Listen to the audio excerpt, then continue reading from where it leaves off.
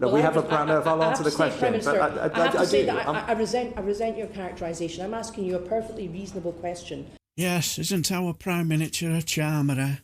Can you imagine if a member of the public asked him a question he didn't like during the election? Wouldn't look good, would it?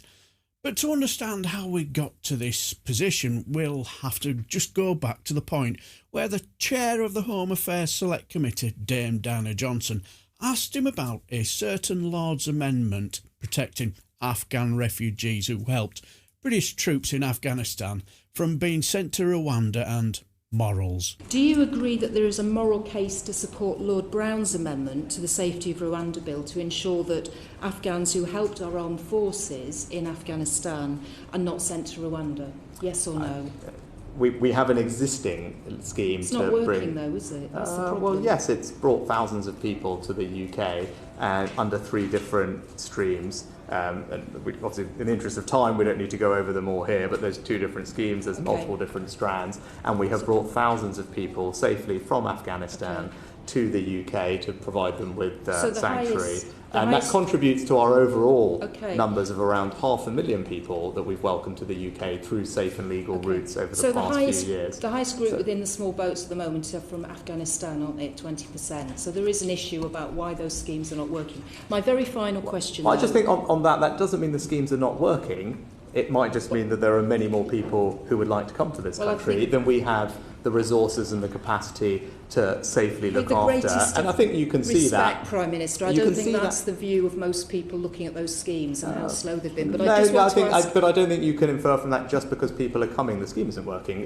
There's a limit to how many people we can take in this country, where we can house them and appropriately fund them. And we've heard lots earlier from Clive about the pressures on local government. Ultimately, much of the pressure from housing people falls on local government, and that's why we do have to be cognizant of the numbers. My question was quite specific about the moral case for supporting those who'd helped British forces in Afghanistan. I love the way he seems to think that the best way to communicate with people is to talk at them. Also, I love the way he blames refugees for years of lack of housing and funding for local authorities. Typically. Well, SNP MP and Chair of the Human Rights Select Committee, Joanna Cherry, carried on with this line of questioning, and she asked him if he was proud of himself. The Joint Committee on Human Rights concluded that the Rwanda Bill does not comply with the UK's human rights obligations and that it would place the UK in breach of international law. And we observed that other nations might be influenced by the way in which the UK treats its international obligations. And we pointed to the example of the interim Prime Minister of Pakistan, who has referred to the UK's Rwanda policy in defence of his country's decision to expel from Pakistan hundreds of thousands of Afghans who fled from the Taliban regime. Are you proud that he used your Rwanda policy to justify doing that?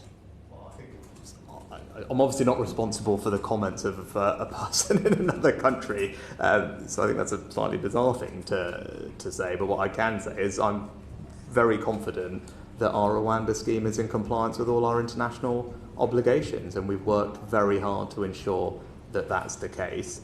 And in fact, the principle of sending people to Rwanda as a safe country was a principle that was supported by the High Court and not challenged by the Court of Appeal or the Supreme Court, and in accordance with the Refugee Convention. So I said I'm very clear on what we're doing and why what we're doing is right.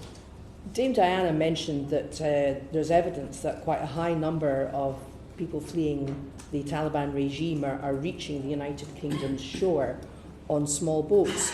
Are you proud that your members of Parliament were whipped against voting for an amendment that would have prevented Afghans who had aided or supported His Majesty's Armed Forces in Afghanistan from being sent to Rwanda? Is that something that makes you proud? I really disagree with that characterisation, and given we've just had all these debates in Parliament about Opposition Day debates and what they do to MPs and intimidation, I actually think characterising like that is deeply unhelpful.